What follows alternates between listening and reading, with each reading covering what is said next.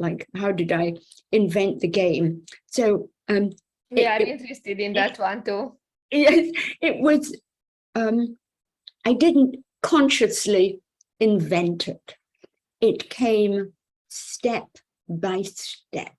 It's like knitting or crocheting or doing a jigsaw puzzle without the picture on the box. There was no finished picture. There was no garment I was making, just colors I liked, things that felt good together, that kind of a thing.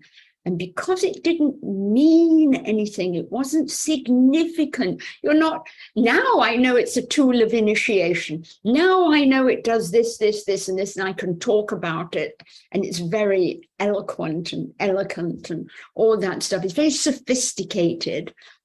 But all this stuff is very raw energy. So when you're younger, you just have intentions. And you have many of them, and they all interweave together.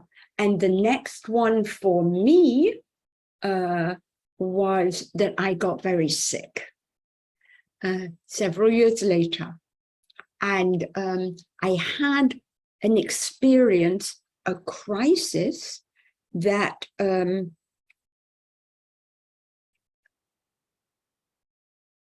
was the first answer to that soul infusion. Mm-hmm. And it was a breakdown, and it was also a breakthrough, and it was a rebirth for me, not to use big words. I was in hospital, I was very sick and blah, blah, blah, but I was never going to die. It wasn't like a near-death experience, but it felt like it was.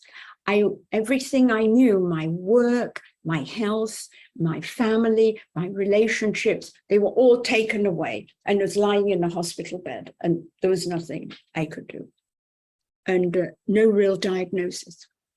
And this was the gift. And I had nothing left to release. You know what I mean? I'd given everything up, everything I owned, what I did, my identity as a daughter, as a mother, as a teacher, whatever I could identify myself with, I'd gone. And in my prayer, in my lying there, I said, I surrender. Then it's kind of a bargain.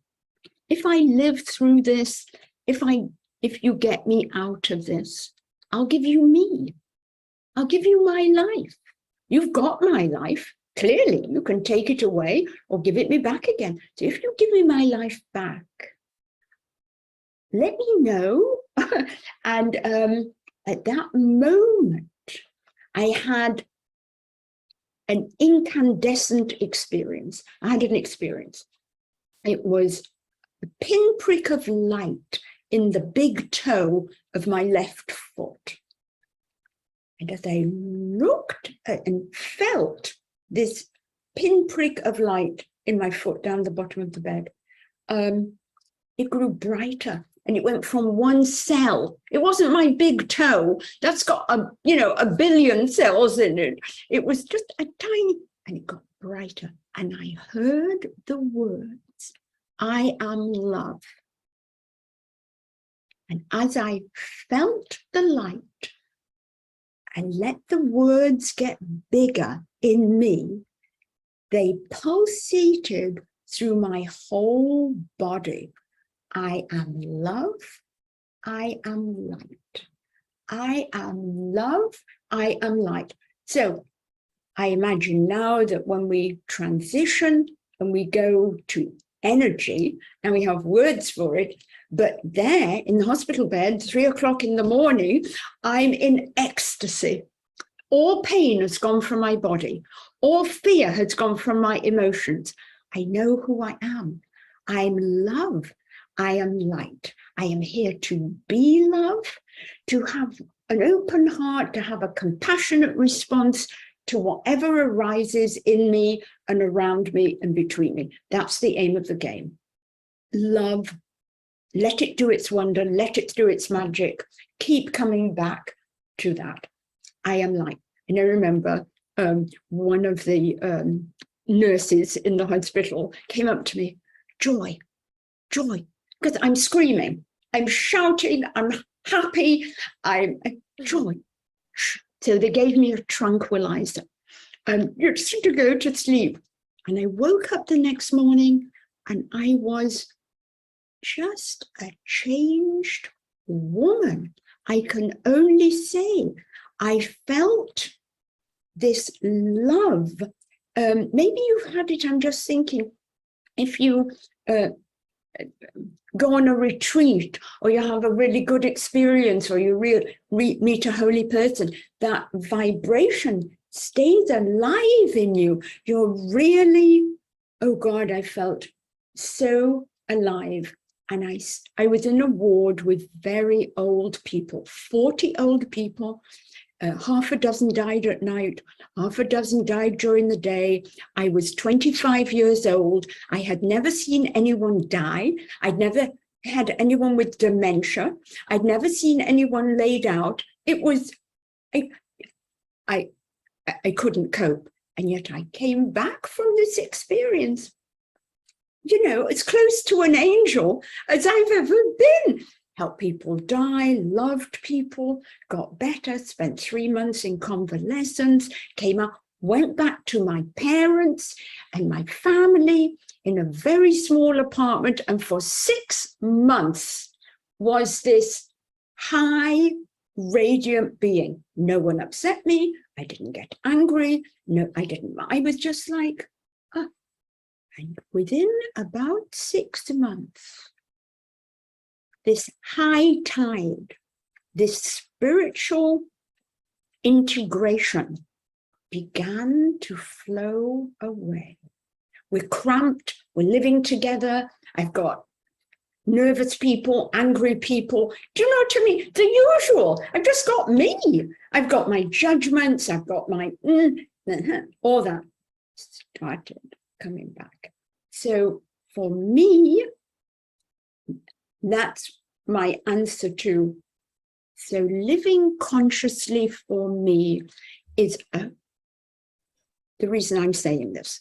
I know this sounds like years ago, but because we're in a global awakening and because it is 2022, what is happening in my consciousness, or I was 28 when I got to Findhorn, so I've been here 52 years. You could tell how old I am. I don't mind.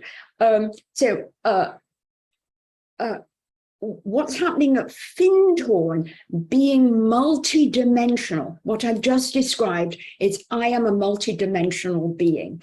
I am here in my toes, in my feet. We can twiddle our toes so we stay grounded through this conversation because it's quite up here.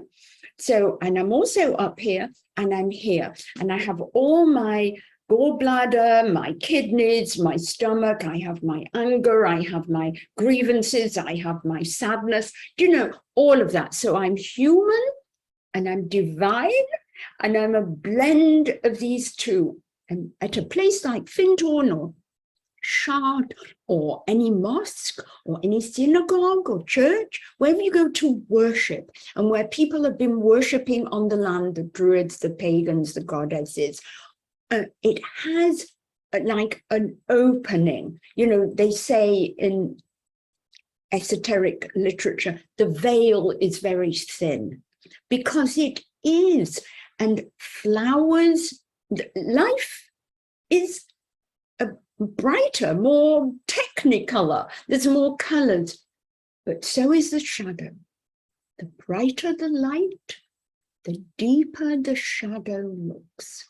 The more we break through and let in, the more we commit, the more we live consciously and say, yes, I give my life. I trust life is friendly. It's working for me.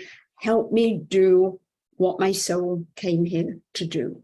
And my experience, not just my belief, but my experience is that we rise up and we fall down again. So what I was saying was, it's not just Findhorn, and it's not just a crisis experience. This is now global.